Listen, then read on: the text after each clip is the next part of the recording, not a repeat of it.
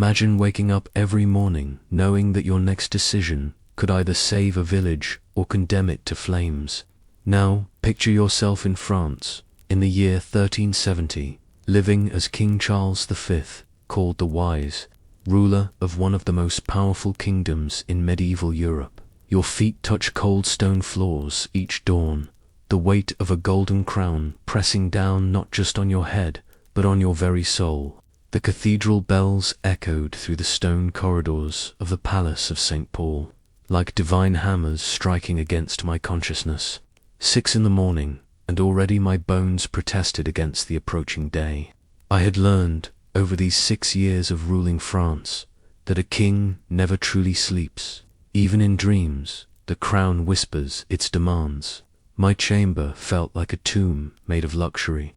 Tapestries depicting my ancestors' victories hung on walls thick enough to muffle screams, while the scent of frankincense from the chapel below mixed with the dampness that no amount of wealth could banish from these ancient stones. I pressed my palms against my eyes, feeling the familiar ache that had become my constant companion since the physicians declared my health delicate as morning frost. Your Majesty, the voice belonged to Brother Guillaume, my chaplain, whose shadow fell across the threshold like a dark omen. The morning prayers await. I rose, my joints cracking like old parchment, and allowed him to help me into the ermine-lined robe that cost more than most families saw in a lifetime. The weight of it settled on my shoulders like the weight of France itself. Through the narrow window, I could see the mist rising from the Seine, carrying with it the smoke from countless hearths where my subjects began their own days, blissfully unaware that their king felt more like a prisoner than a ruler.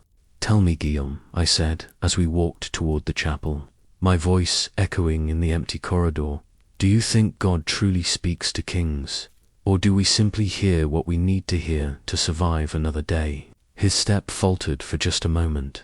"Perhaps, Your Majesty, the question is not whether God speaks to us, but whether we have the courage to listen when he does." The chapel was already filled with the soft murmur of prayers and the golden light of 100 candles. As I knelt before the altar, the stone cold against my knees, I found myself wondering if my father had felt this same crushing loneliness when he wore this crown. The weight of every decision, every life that hung in the balance of my words, pressed down until breathing became an act of will. "Grant me wisdom," I whispered to the carved figure of Christ above me, "and if not wisdom, then at least the strength to appear wise to those who depend on me." When I emerged from the chapel, they were waiting. They were waiting. A sea of faces turned toward me like flowers following the sun, each person carrying their own burden, their own desperate hope that I might somehow solve what they could not. An old woman clutched a piece of parchment with shaking hands, probably a petition about taxes. A young knight shifted nervously, his armor still bearing the mud from whatever border skirmish had brought him here. Children peeked from behind their mothers' skirts, their eyes wide with the kind of awe that made my chest tighten with responsibility. "Approach," I said, my voice carrying the authority that years of practice had taught me to project, even when I felt anything but authoritative inside. The old woman stepped forward first, her worn hands trembling as she held out her petition. "Your Majesty, my grandson was taken by raiders from Normandy. He is but 15, and all I have left of my son who died in your service." I took the parchment, though I already knew what it contained. Another tragedy, another reminder that while I sat in relative comfort, my people suffered the consequences of the endless conflicts that plagued our land. "What is your grandson's name?" "Pierre, Your Majesty, Pierre the blacksmith's apprentice." I nodded slowly, my mind already working through the possibilities. A diplomatic message to the Norman lords, perhaps a small ransom, or maybe a prisoner exchange. "Captain Montclair will speak with you after the council meeting. We will bring Pierre home." The relief that flooded her face was worth every sleepless night I would spend making good on that promise. But as she backed away, bowing and whispering thanks, I felt the familiar knot in my stomach. Another promise made, another debt to the future that I might not live to pay. The young knight approached next, his face pale beneath the dirt of travel. "Your Majesty, I bring word from the eastern borders. The English are moving again." And there it was, the shadow that never left me, the spectre of war that had haunted France for as long as I could remember. The 100 Years' War, they were calling it now, though it felt more like 100 lifetimes of suffering. "How many?" I asked, though part of me did not want to know. 300 cavalry, perhaps more following. They burned the village of St. Denis. The image flashed through my mind. Thatched roofs in flames, families fleeing with nothing but the clothes on their backs, children crying for parents who might never answer again. I closed my eyes for a moment, feeling the weight of every soul in my kingdom pressing down like a physical force. "Summon the council," I said, my voice steady despite the storm brewing in my chest, "and send word to the Count of Armagnac. It seems our morning prayers will be followed by preparations for war." As the crowd dispersed, each person carrying away their own piece of hope or despair, I stood alone in the courtyard for a moment. The sun was climbing higher now, burning away the mist and revealing the harsh reality of another day. Somewhere in the distance, a church bell tolled the hour, marking time in a world that seemed to move too fast and too slow all at once. Brother Guillaume appeared at my side like a faithful shadow. "The council awaits, Your Majesty." I nodded, straightening my shoulders and adjusting the crown that had somehow grown heavier since dawn. As we walked toward the council chamber, I could not shake the feeling that this day would demand more from me than I had to give. But then again, every day seemed to make that same demand. The game of kings, I had learned, was not about winning or losing. It was about enduring. The council chamber felt like a battlefield before the first sword was drawn. 8 men sat around the oak table that had witnessed more arguments than agreements, their faces bearing the familiar mixture of ambition and anxiety that accompanied every gathering of powerful men. The morning light streaming through the stained glass windows painted their features in shades of red and gold, making them look like warriors in some illuminated manuscript. Lord Chancellor Everard rose as I entered, his grey beard neatly trimmed and his eyes sharp with intelligence. At 60, he had served 3 kings and survived 2 civil wars, making him invaluable and dangerous in equal measure. "Your Majesty, we have received additional reports from our eastern borders." I took my seat at the head of the table, the carved wooden throne that my grandfather had commissioned from the finest artisans in Paris. It was beautiful and uncomfortable, which seemed fitting for a king's chair. "Speak plainly, Everard, how bad is it?" The Marshal of France, Sir Jean de Vienne, unrolled a map across the table's surface. His hands, scarred from countless battles, moved with precision as he pointed to various locations marked in red ink. "The English advance is methodical, Your Majesty. They are not raiding for plunder this time. They are clearing territory." "For what purpose?" asked the Bishop of Paris, his soft voice carrying an edge of worry that his ecclesiastical robes could not conceal. "Permanent occupation," I answered before the Marshal could respond. The room fell silent, and I could feel the weight of their stares. "They mean to establish a foothold in our heartland, from which they can strike at Paris itself." The youngest member of our council, Sir Antoine de Bourbon, shifted in his chair. At 25, he possessed the kind of eager confidence that reminded me uncomfortably of my own youth. "Then we strike first, Your Majesty. Hit them before they can establish their defenses." "With what army?" The question came from our treasurer, a thin man named Master Philippe, whose ledgers held more power than any sword. "The royal coffers are not empty, but they are far from full. The reconstruction of Normandy has cost us dearly." I studied the map, my eyes tracing the familiar contours of the land I was sworn to protect.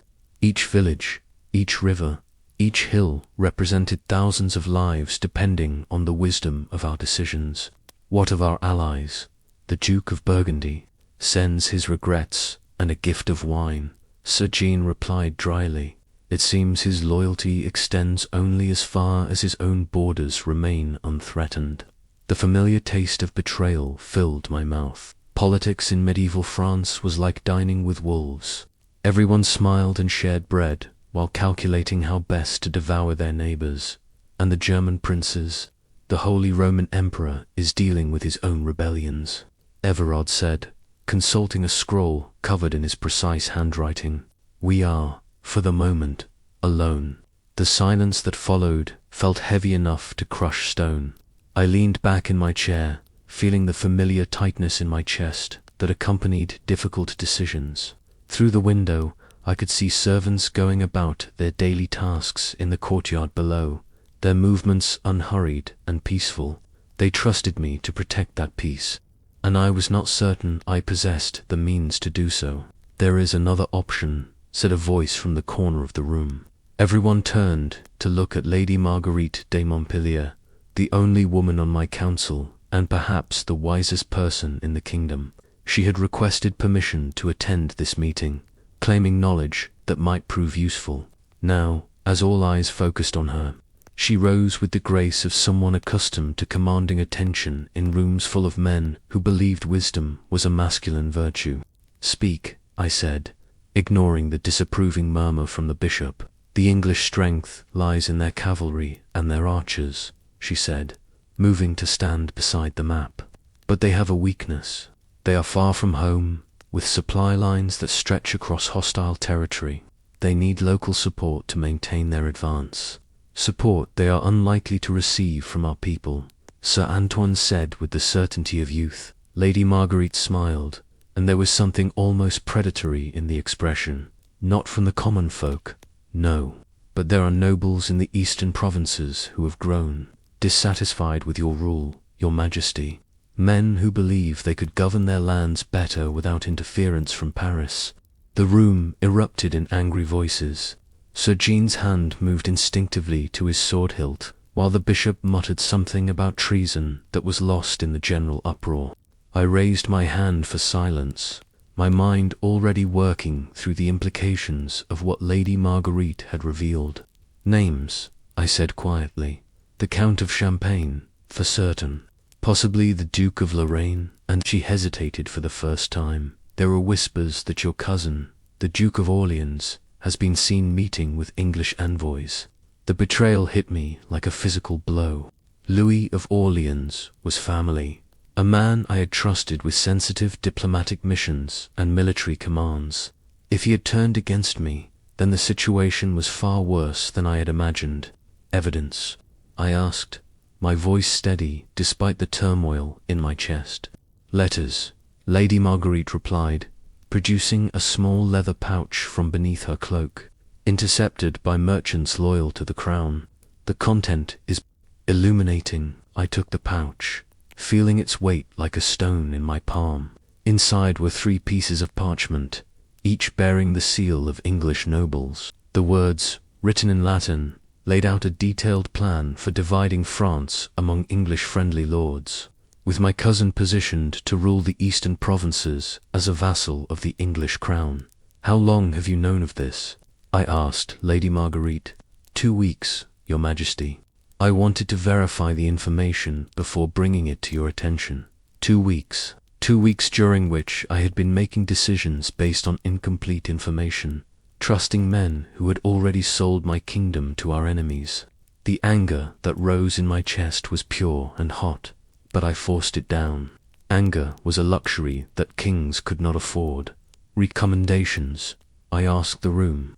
Arrest them all, Sir Antoine said immediately. Charge them with treason and have them executed as an example to others who might consider betraying the crown, and start a civil war while the English advance on Paris. Sir Jean shook his head. We cannot afford to fight on 2 fronts. Then what do you suggest? The bishop asked, his voice heavy with worry. I stood, my decision crystallizing like ice forming on a winter pond. We used their betrayal against them. Lady Marguerite, can your sources arrange for false information to reach my cousin? Something that will convince him the main English force is moving toward a different target. Her smile was sharp as a blade. What did you have in mind, Your Majesty? Let him believe the English plan to strike at Reims instead of Paris. If he redirects our eastern defenses accordingly, it will leave the real target exposed. The English will find themselves attacking prepared positions with forces they believed would be elsewhere, and your cousin will discover that betrayal is a game best played by those who understand its rules. The council session continued for another hour, but the essential decisions had been made. As the men filed out, each carrying their own piece of the strategy we had developed, I found myself alone with Lady Marguerite. You saved the kingdom today, I told her. Perhaps, she replied, or perhaps I have merely delayed its fall. Time will tell. Why did you choose to serve me? The question escaped before I could stop it. You could have married well, lived comfortably, avoided the dangers that come with proximity to power. She considered this for a moment, her dark eyes reflecting the light from the stained glass windows. Because, Your Majesty, I have seen what happens to kingdoms where wisdom is valued less than strength, where counsel is sought only from those who tell rulers what they want to hear. France deserves better. As she left the chamber, I remained standing by the window, watching the sun climb higher in the sky. Somewhere to the east, English soldiers were marching toward what they believed would be an easy victory. Somewhere in my own kingdom, nobles I had trusted were counting the silver they had received for their betrayal. But here, in this moment, I felt something I had not experienced in months. Hope. Not the desperate hope of a drowning man grasping at driftwood, but the solid, grounded hope of someone who has found firm footing in treacherous terrain. The game of kings, I was learning, was won not by the strongest pieces, but by the wisest moves. The evening feast felt like performing in a play where half the actors had forgotten their lines and the other half were improvising deadly new scenes. I sat at the high table, the golden goblet in my hand reflecting the light from 100 candles, while the great hall buzzed with conversations that stopped abruptly whenever I turned my head in their direction. To my right sat Lady Catherine de Valois, my wife, her beauty as sharp and dangerous as a well-honed blade. She had married me for politics, as I had married her, but over the years we had developed something that resembled affection, built on mutual respect and shared survival instincts. Tonight, however, she looked as tense as I felt. The Duke of Orleans sends his regrets, she murmured behind her wine cup. Claims illness has prevented his attendance. How convenient, I replied, cutting my meat with perhaps more force than necessary.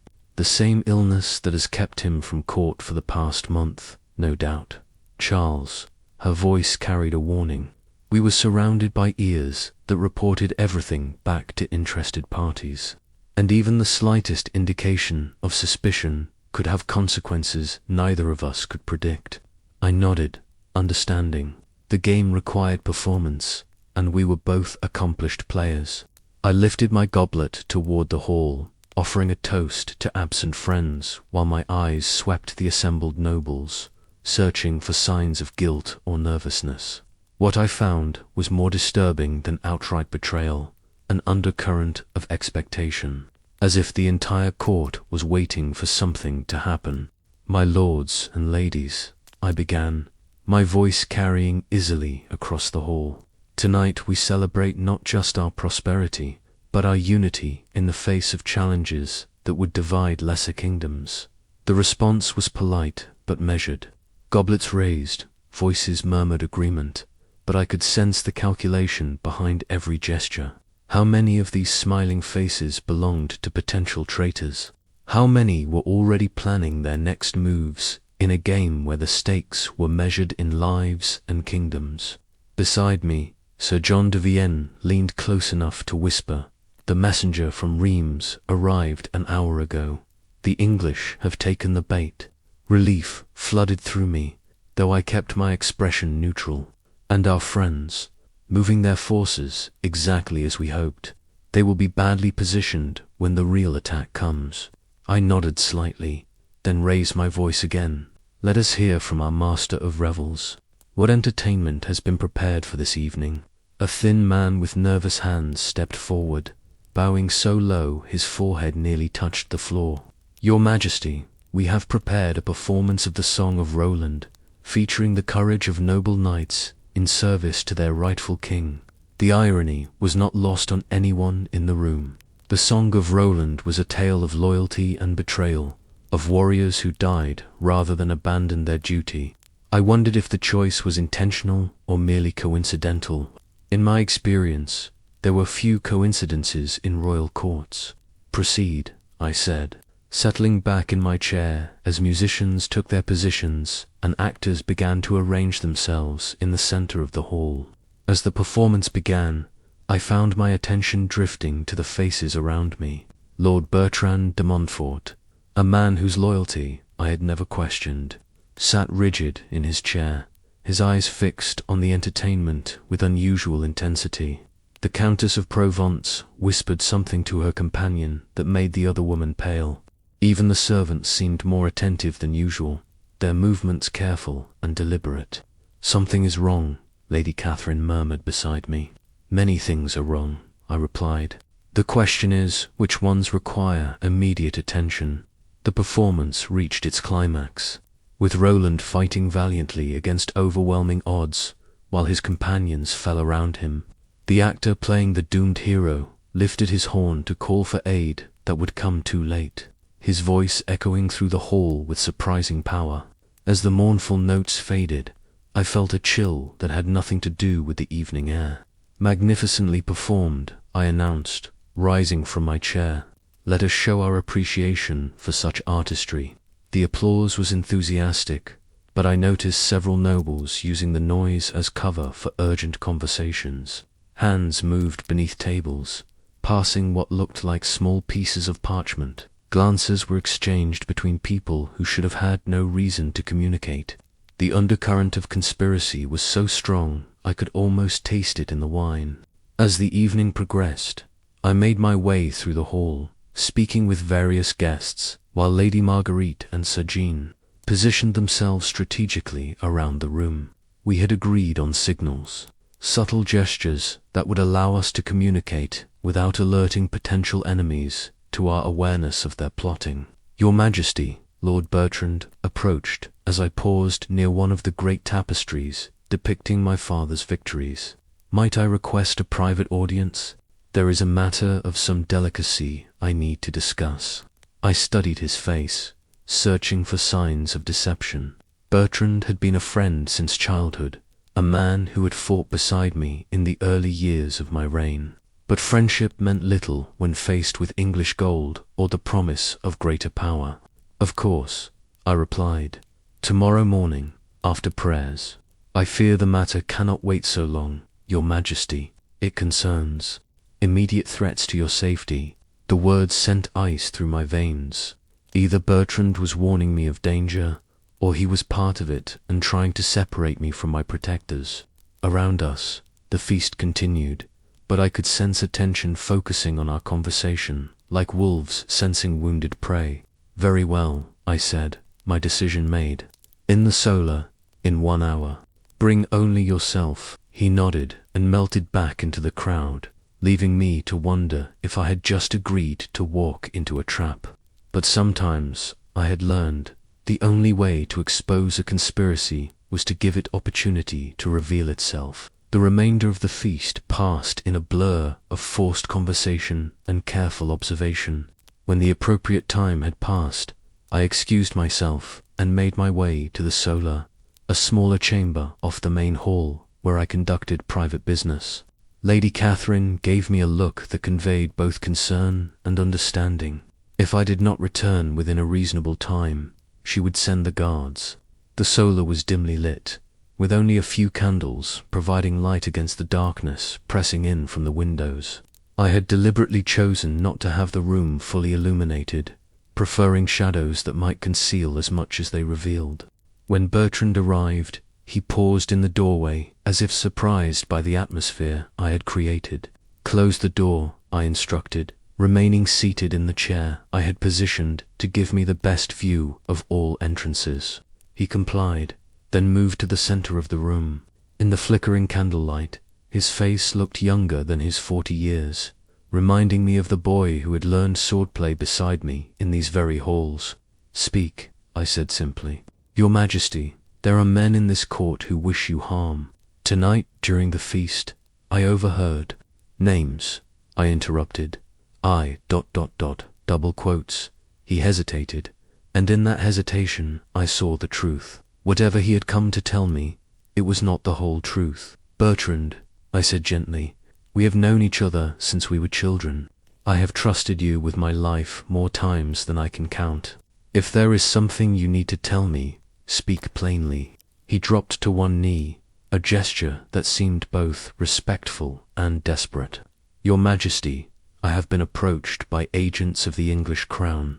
They offered me gold, land, titles, everything a man might desire in exchange for information about your plans and movements."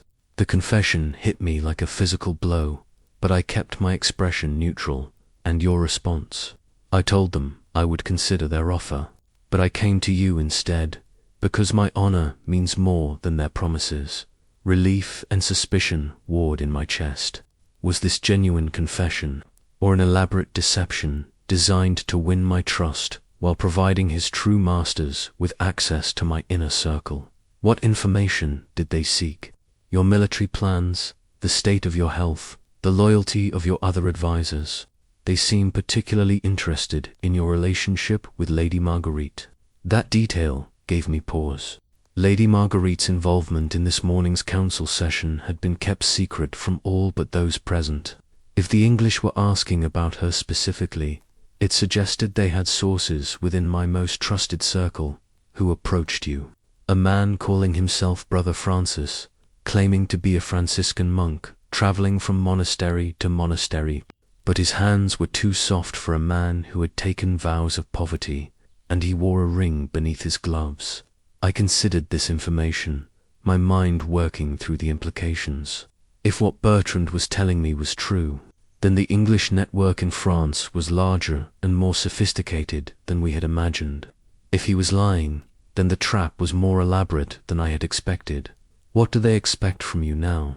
A response within 3 days. If I agree to their terms, they will provide me with specific tasks and methods of communication.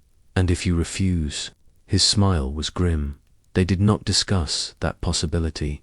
I stood and walked to the window, gazing out at the night sky where stars struggled to shine through gathering clouds. Somewhere in the darkness, English soldiers were marching toward what they believed would be an easy victory. Somewhere in my own court, traitors were counting their pieces of silver. And here, in this room, I had to decide whether the man kneeling behind me was my salvation or my destruction. "You will accept their offer," I said finally. "Your Majesty." I turned back to face him, and in the candlelight I hoped my expression conveyed confidence I did not entirely feel. "You will become my spy among the spies, Bertrand. Feed them information I want them to have. Learn what they know that I do not. Can you do this? You trust me to play such a dangerous game. I trust you to remember that your king has longer reach than his enemies, and a better memory for both service and betrayal." He bowed his head. "I will not fail you, your Majesty." As he left the solar, I remained by the window, watching clouds swallow the last of the stars. Tomorrow would bring new challenges, new tests of loyalty and wisdom. But tonight, I had turned what might have been a weakness into a potential strength. The game of kings, I was discovering, was won not by eliminating all threats, but by transforming them into weapons that could be turned against one's enemies. In the distance, church bells began to toll midnight, marking the end of one day and the beginning of another. I listened to their bronze voices echoing across the sleeping city and wondered how many of my subjects were also lying awake, worried about the future and the decisions their king might make in the hours to come. The weight of the crown, I had learned, was nothing compared to the weight of the choices that came with wearing it. Dawn arrived like an unwelcome messenger, bringing with it news that would reshape the delicate balance I had spent weeks constructing. I was breaking my fast in the private solar when Captain Montclair burst through the doors. His face flushed from hard riding and his armor still bearing the dust of distant roads. "Your Majesty," he gasped, dropping to one knee without ceremony, "the English have changed course." The piece of bread I had been chewing turned to ash in my mouth. "Explain." "They received intelligence we know not how that led them to divide their forces. Half continued toward Rheims as we expected, but the other half has turned south toward Orleans." Lady Catherine, who had been quietly embroidering by the window, set down her needle with deliberate care. In the years of our marriage, I had learned to read the subtle signs of her displeasure, and the slight tightening around her eyes told me she understood the implications as clearly as I did. "When did this division occur?" I asked, my mind already racing through possibilities. 3 days past, Your Majesty. My riders pushed their horses to the breaking point to bring you this news. 3 days. Time enough for our carefully laid plans to crumble like parchment in flame. If the English force, moving toward Orleans, were substantial, they could take the city before our redirected troops could return to defend it. Worse, if they were coordinating with my traitorous cousin, they might know exactly where our weaknesses lay. How many march on Orleans? Perhaps 800 cavalry, twice that in foot soldiers. And Your Majesty, ... He hesitated, his weathered face creasing with worry. "Speak freely, Captain. They carry siege engines. This is no raiding party, they mean to hold what they take." The solar fell silent, except for the crackling of the fire and the distant sound of servants beginning their daily tasks. Through the window, I could see the gardens where my children sometimes played, their laughter echoing off stone walls that had stood for 3 centuries. Now those same walls might soon echo with the clash of weapons and the cries of the wounded. "My lord," Lady Catherine said quietly, "perhaps this is the moment to recall the Duke of Burgundy's offer of assistance." I almost laughed, but there was no humor in it. Philip the Bold helps no one but Philip the Bold. By the time his forces arrive, Orleans will be flying English banners. Then what do you propose? Her voice carried the steel that had made her such a valuable ally in the treacherous waters of court politics. Before I could answer, another commotion arose in the corridor outside. This time it was Brother Guillaume who entered, his usually composed demeanor shattered by whatever news he carried. "Your Majesty, forgive the intrusion, but riders have arrived from the east. They bear urgent messages from Lady Marguerite." My heart stuttered. Lady Marguerite had volunteered to travel to the eastern provinces, ostensibly to visit family shrines, but actually to gather intelligence on the loyalty of various nobles. If she was sending urgent messages, the situation had deteriorated beyond even my pessimistic expectations. "Bring them in," I commanded. 2 mud-splattered riders entered, their exhaustion evident in every line of their bodies. The elder of the 2, a grizzled sergeant I recognized from my personal guard, stepped forward with a leather pouch clutched in his hands. "Your Majesty, Lady Marguerite commanded us to place this directly into your hands and no others." I took the pouch, noting the peculiar way it had been sealed, not just with wax, but with a thin thread woven through the binding in a pattern that Lady Marguerite and I had devised years ago. It was a signal that the contents were both urgent and sensitive. Inside were 3 items: a hastily written letter in Lady Marguerite's elegant script, a piece of parchment that appeared to be a military dispatch, and something that made my blood run cold, a ring bearing the seal of the Duke of Orleans. I read the letter first, my dread growing with each line. "Your Majesty, the situation is worse than we feared. Your cousin does not merely plan to betray you, he has already done so. English forces have been supplied and quartered on his lands for weeks. What marches toward Orleans is not an invasion, but a reunion. I have evidence that he plans to declare himself rightful king within the fortnight. The ring belonged to his messenger, who will carry no more messages for anyone. I am discovered and must flee. Trust no one whose loyalty was purchased rather than earned." The military dispatch confirmed my worst fears. It was orders from English commanders to local collaborators, detailing a coordinated assault that would crush our forces between multiple armies, while my cousin's troops accidentally failed to respond to calls for aid. "Captain Montclair," I said, my voice steadier than I felt, "how quickly can you recall our troops from the Reims deception? 2 days if we kill horses, 3 if we want the men fit to fight when they arrive. And how long before the English reach Orleans? 4 days, perhaps 5 if the weather turns." Lady Catherine had moved to read over my shoulder, and I felt her sharp intake of breath as she absorbed the contents of Lady Marguerite's letter. "Charles, if your cousin declares himself king while English forces hold French soil, ... other nobles will be forced to choose sides," I finished, "and many will choose what appears to be the winning side." The weight of the crown had never felt heavier. In the space of a single morning, I had gone from believing I held the advantage to realizing I was checkmated unless I could find a move my enemies had not anticipated. "There is another option," Lady Catherine said quietly. Everyone in the room turned to look at her. My wife was known for her intelligence, but she rarely involved herself directly in military matters. When she did speak on such topics, however, her insights were usually valuable. "You were thinking of the southern route through Bourget," I said, beginning to understand. "Not just the route the men who guard it. The Duke of Berry has remained neutral in this conflict, but his loyalty to the crown runs deeper than his fear of English reprisals. More importantly, his forces are fresh and his lands untouched by war." I considered this. My brother Jean, Duke of Berry, was indeed a man whose word could be trusted. He had refrained from taking sides, not out of cowardice, but out of a desire to preserve his strength for a moment when it would prove decisive. This might be that moment. "Captain Montclair, how many men can you gather from our immediate forces?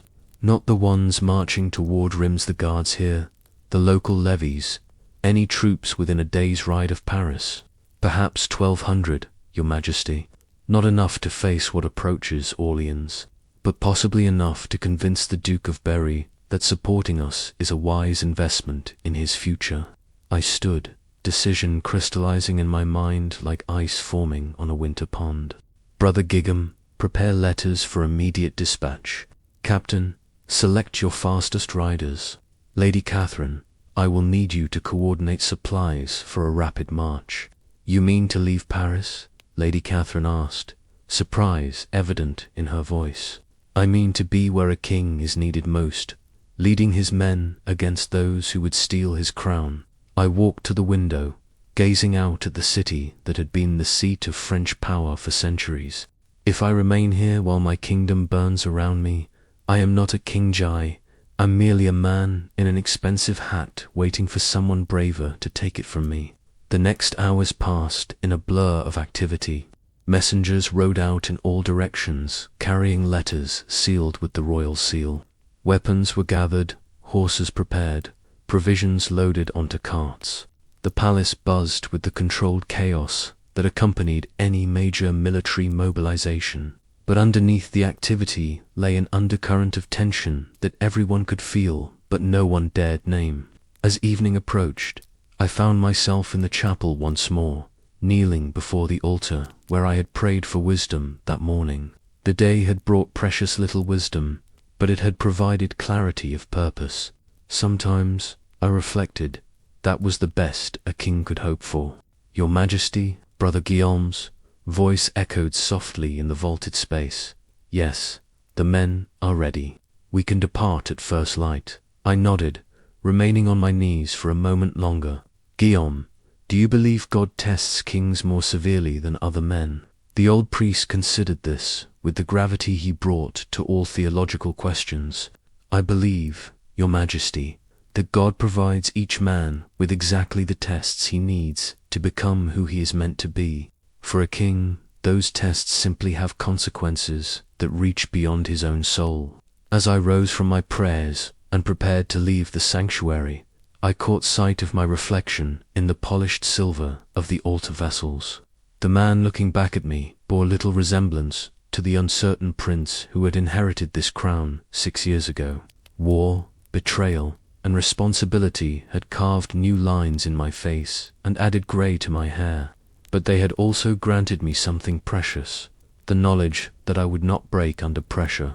Tomorrow I would ride out from Paris to face an enemy who outnumbered me and allies who had betrayed me. I would gamble my crown, my life, and my kingdom on the hope that courage and justice could triumph over treachery and greed. But tonight, for the first time in weeks, I slept deeply and without dreams. The morning mist clung to the earth like the breath of ghosts as our column departed Paris. 300 mounted knights, followed by 800 foot soldiers, with supply carts bringing up the rear knot, the largest army ever to march from the capital. But every man in it had chosen to follow their king rather than hedge their bets with potential usurpers. I rode at the head of the column on Tempest, my black destrier, whose spirit matched his name. The weight of mail beneath my surcoat felt strange after months of council chambers and soft living, but familiar too, like greeting an old friend who reminded you of harder times and simpler choices. Beside me rode Sir John de Viane, his scarred hands steady on his reins, despite being past 60. "Your Majesty, our scouts report the English are making better time than expected. They will reach Orleans tomorrow evening.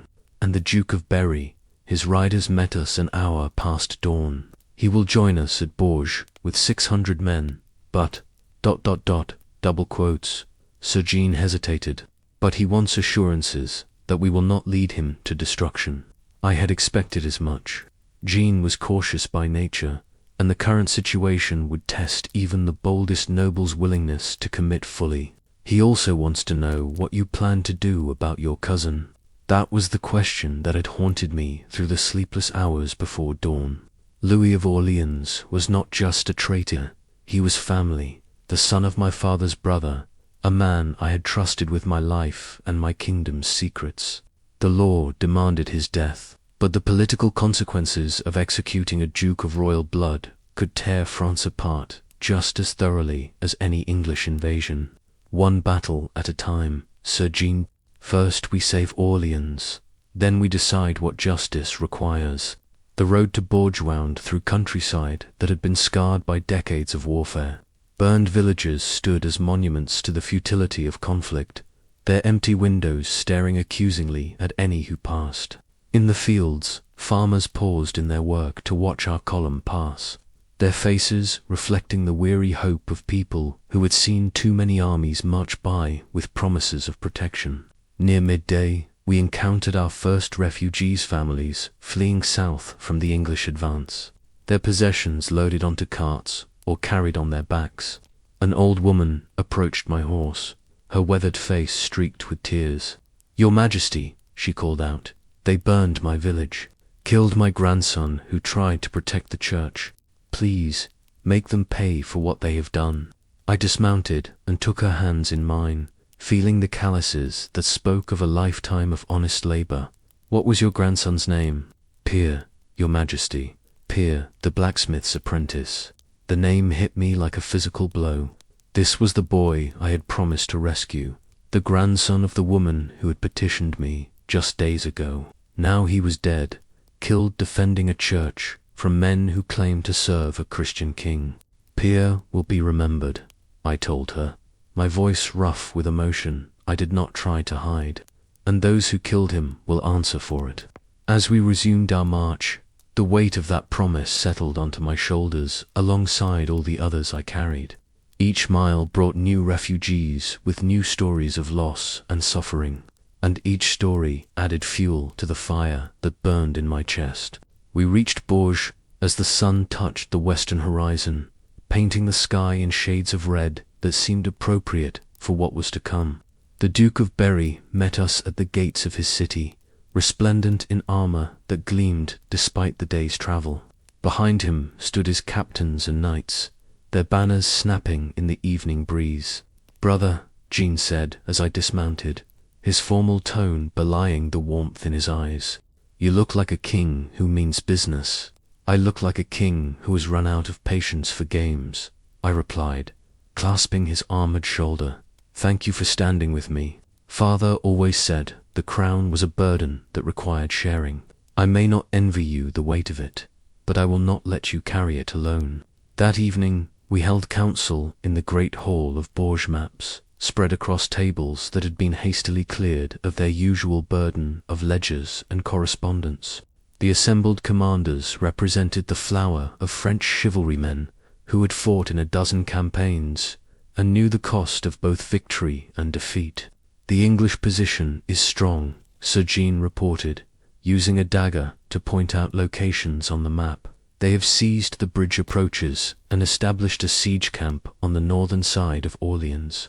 Our cousin's forces control the southern approaches, effectively surrounding the city. How long can Orleans hold?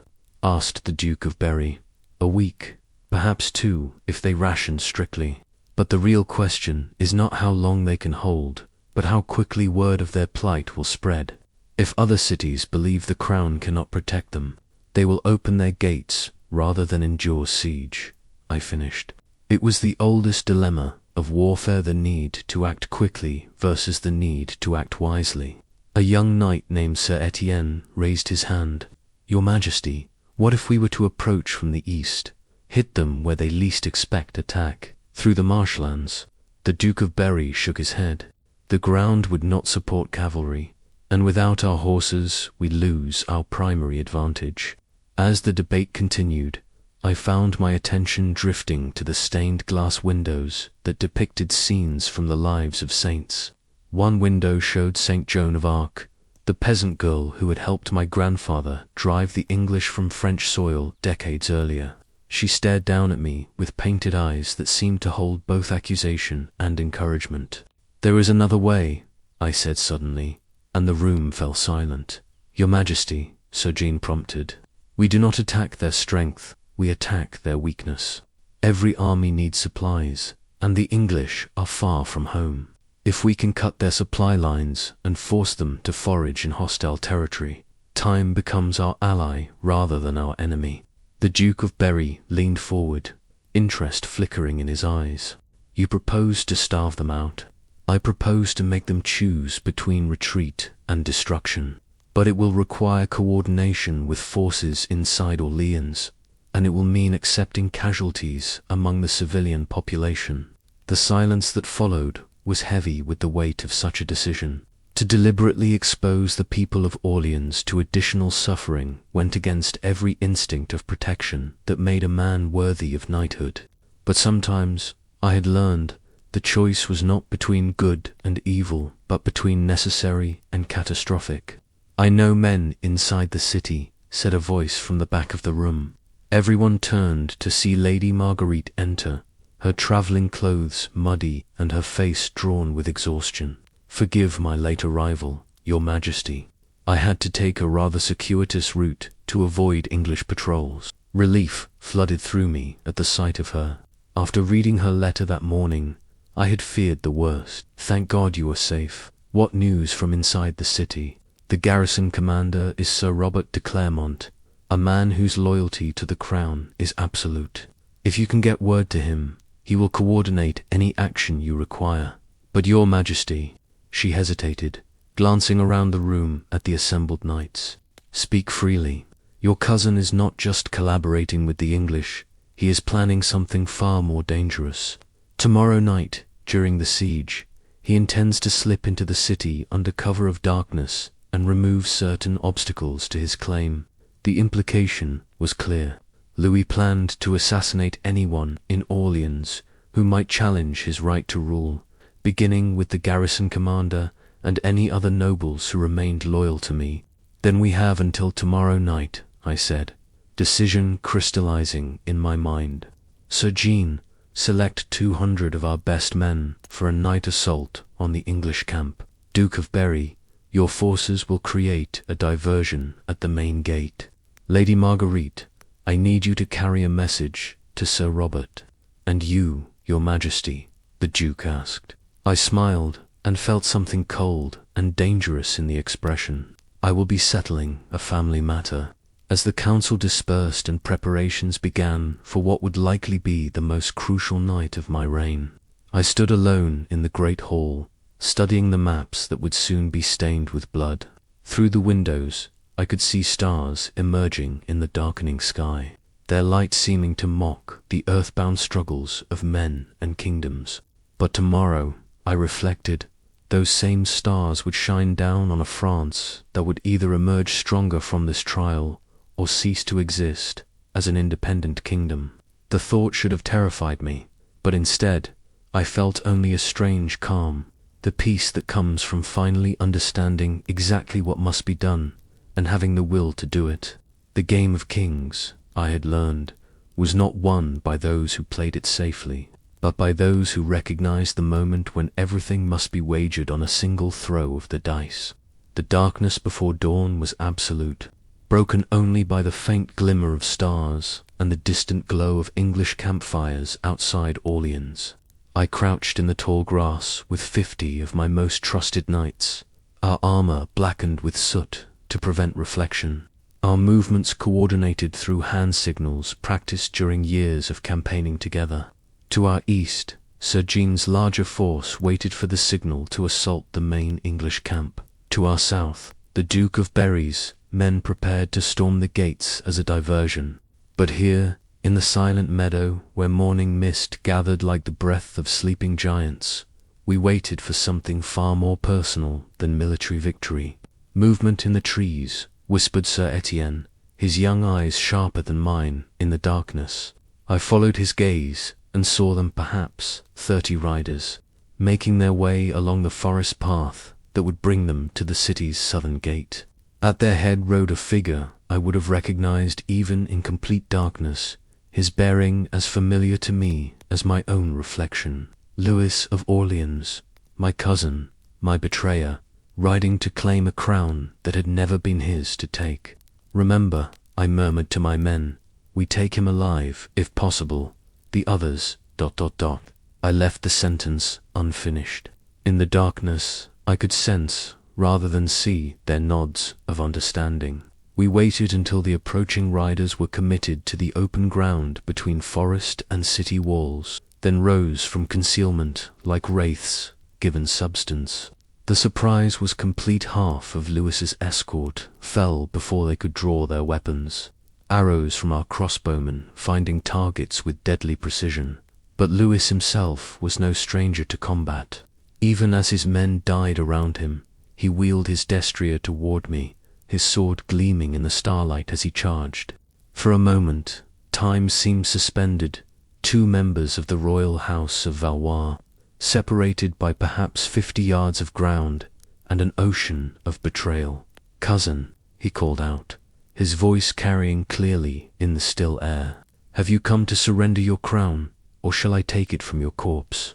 Instead of answering, I spurred Tempest forward to meet his charge.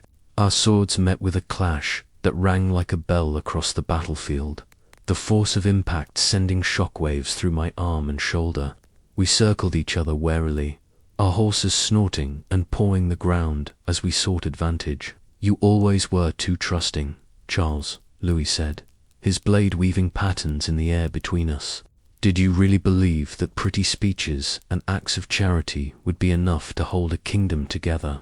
"I believed that honor meant something to the blood of kings," I replied, parrying his next attack and returning one of my own. "I see now that I was mistaken." Our duel continued with deadly intensity, each of us knowing that the other was skilled enough to end this fight with a single mistake. Around us, the battle raged as my knights overwhelmed what remained of his escort. But in that moment, there was only steel and starlight and the settling of accounts that had been building for months. "The English offered me more than gold," Louis panted as we separated after another exchange. "They offered me the chance to rule a France that could prosper instead of merely survive. Under their dominion," I said, pressing my attack, "as a vassal king in service to Edward of England. Better a living vassal than a dead martyr." His next thrust was wild, driven by emotion rather than skill, and I saw my opening. My blade slipped past his guard to rest against his throat, drawing a thin line of blood that looked black in the darkness. "Yield," I commanded. For a moment, he seemed to consider fighting to the death rather than accepting capture. Then his sword fell from nerveless fingers to clatter against the stones. "I yield to the rightful king of France," he said, the words bitter as poison on his tongue. As my men bound him with chains that would hold him until a proper trial could be arranged, signals blazed across the landscape, torches lit on distant hills to coordinate the larger battle that was only beginning. Sir Jean's assault erupted against the English camp with a roar that shook the earth, while the Duke of Berry's diversionary attack drew defenders toward the main gate. Inside Orleans, Sir Robert de Clermont received Lady Marguerite's message and led his garrison in a sortie that caught the besiegers between hammer and anvil. By the time the sun rose over the battlefield, English banners lay trampled in the mud, and their surviving forces were in full retreat toward the coast. But victory in battle, I had learned, was only the beginning of a king's real work. 3 days later, I stood in the great hall of the Palace of Justice in Orleans, watching as my cousin was brought before a tribunal of his peers. The charges against him were clear: treason, collaboration with enemies of France, and conspiracy to commit regicide. Under law, any one of these crimes carried a sentence of death. "Louis of Orleans," announced the Chief Justice, his voice echoing in the vaulted chamber, "you stand accused of betraying your king, your country, and your oath of fealty. How do you answer these charges?" My cousin straightened in his chains, his bearing still proud despite his circumstances. I answered that I acted in the best interests of France, even if those interests conflicted with the wishes of its current occupant of the throne. A murmur ran through the assembled nobles, shock mixing with admiration for his defiance. Even facing death, Louis refused to bend his neck in submission. "The evidence against you is overwhelming," the Chief Justice continued. "Letters bearing your seal, testimony from multiple witnesses, and your own confession made upon the battlefield. Is there anything you would say in your defense?" Louis looked directly at me, his eyes holding a mixture of hatred and something that might have been regret. "I would say that France deserves a king who puts the kingdom before his own conscience, who understands that sometimes survival requires choices that saints would condemn.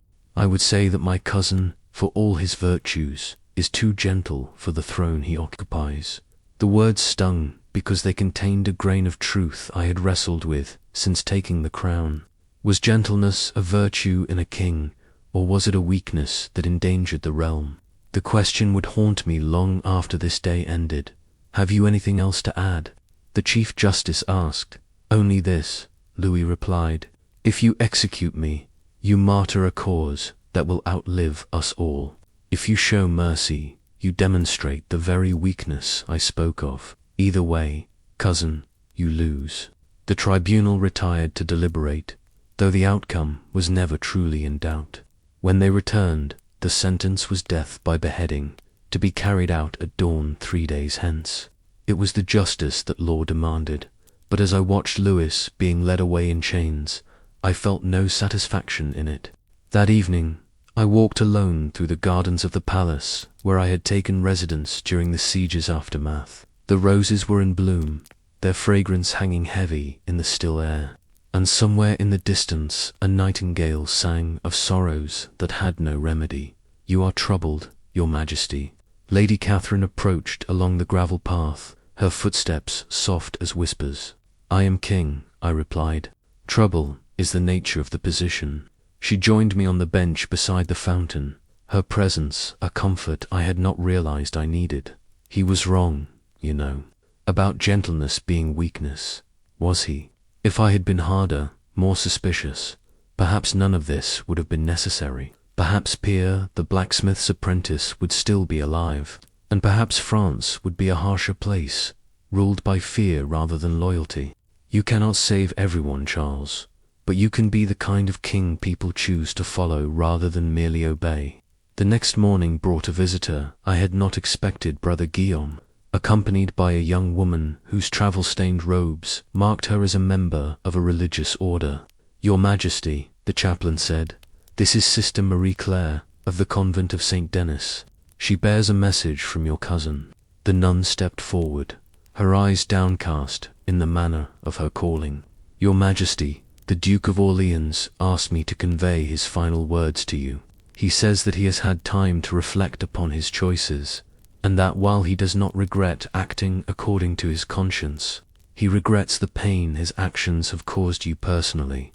"Is that all?" "No, Your Majesty. He also wishes you to know that there are others, nobles whose names were never discovered, who shared his beliefs about the kingdom's need for a different kind of leadership. He will carry their secrets to his grave, but he warns that the ideas that drove him will not die with him."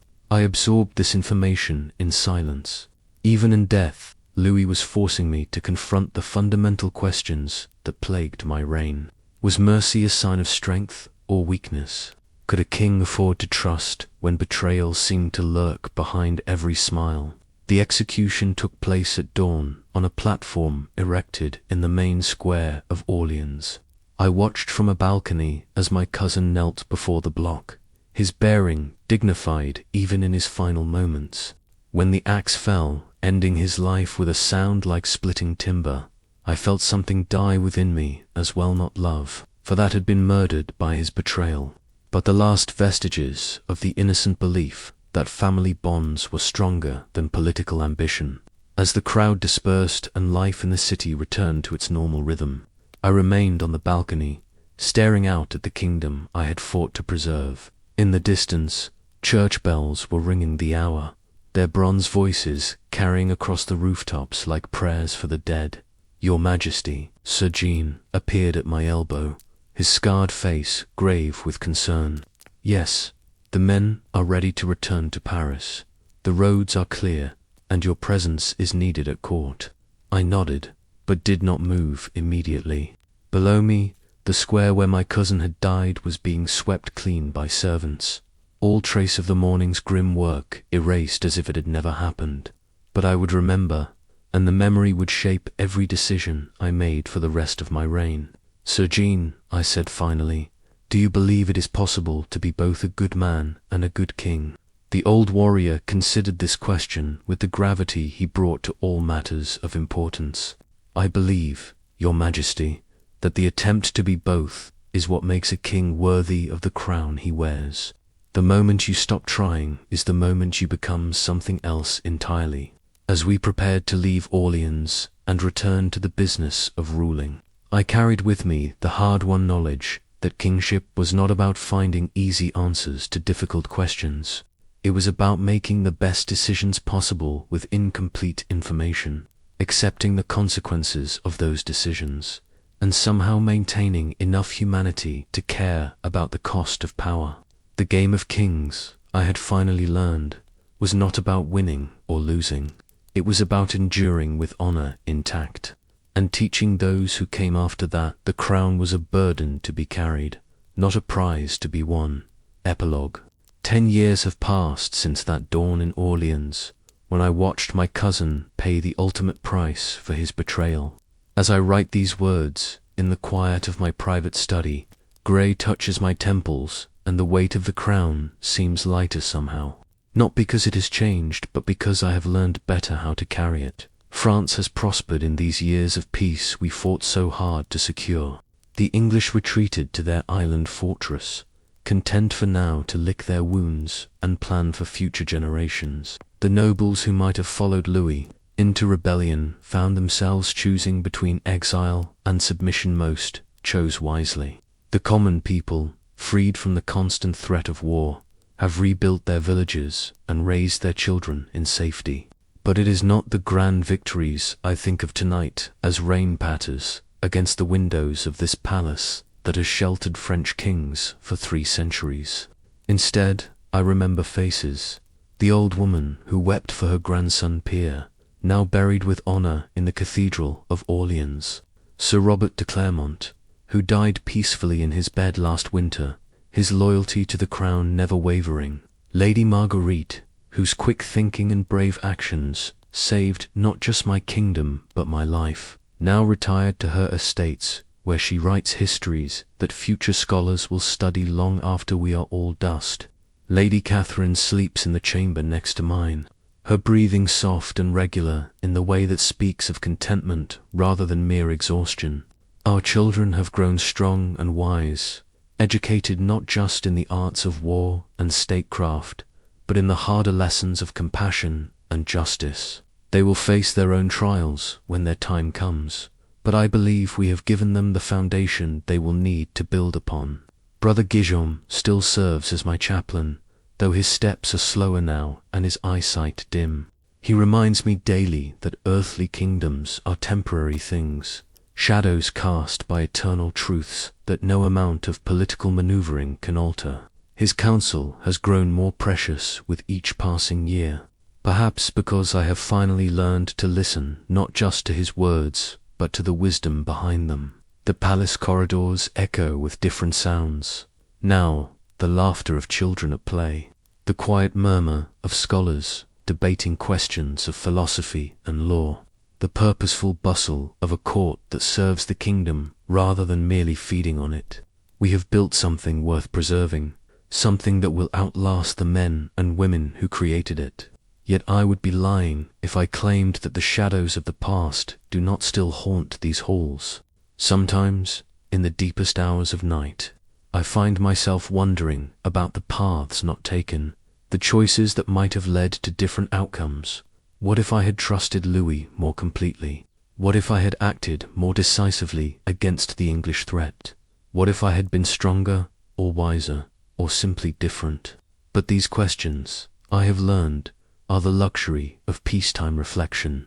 In the moment of decision, a king must act on the information available and trust that providence will guide the consequences toward justice.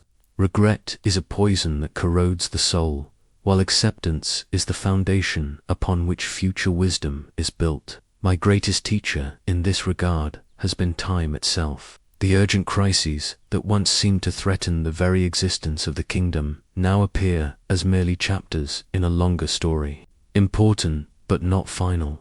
The men who seemed so powerful in their opposition now rest in graves that will be forgotten long before the institutions we built to serve justice and peace. This is perhaps the most important lesson a king can learn, that he is not the kingdom, but merely its temporary guardian. The crown will pass to other heads, the throne will support other backs, and the great wheel of time will continue its ancient rotation regardless of any individual's ambitions or fears. What matters is not how long we wear the symbols of power, but how faithfully we serve the principles they represent. As I set down my pen and prepare to join my wife in sleep, I offer a prayer of gratitude for the privilege of serving France in her hour of need.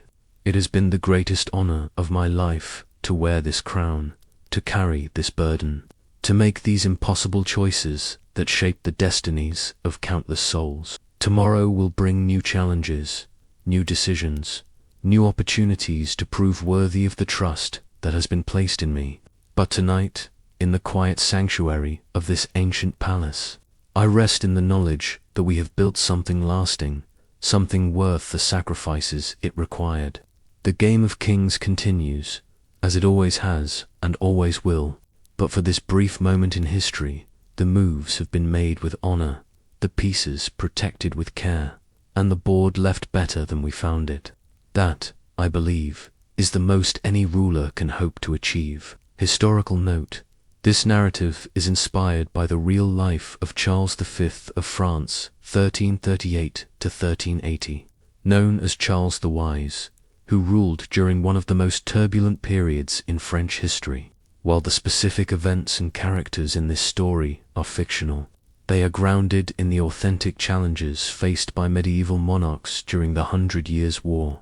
The historical Charles V was indeed known for his frail health, deep religiosity, love of learning, and careful political maneuvering. He successfully expelled the English from most of French territory through strategic warfare rather than grand battles, earning his epithet the Wise. His court was a center of learning and culture, and he was known for his accessibility to common people, a revolutionary approach for medieval royalty. The character of Lady Marguerite is inspired by Christine de Pizan, 1364 to 1430. who was indeed the first professional female writer in European history and who wrote extensively about Charles V. Her biographical work, The Book of the Deeds and Good Character of King Charles V. the Wise, provides invaluable insight into the daily life and character of this remarkable medieval king. The political intrigue, family betrayals, and constant threat of English invasion were very real aspects of 14th century French court life. The Hundred Years' War, 1337 to 1453, was not a continuous conflict, but a series of campaigns punctuated by truces, exactly as depicted in this story. This tale seeks to illuminate the human side of medieval kingship, the crushing responsibility, the impossible choices, the loneliness of power, and the daily struggle to balance personal conscience with political necessity. Through Charles's eyes, we see that medieval rulers were not the one-dimensional tyrants or saints often portrayed in popular culture, but complex human beings trying to navigate an impossible job in an unforgiving age. The themes explored loyalty versus pragmatism, the cost of leadership, the burden of making decisions that affect thousands of lives, remain as relevant today as they were 6 centuries ago.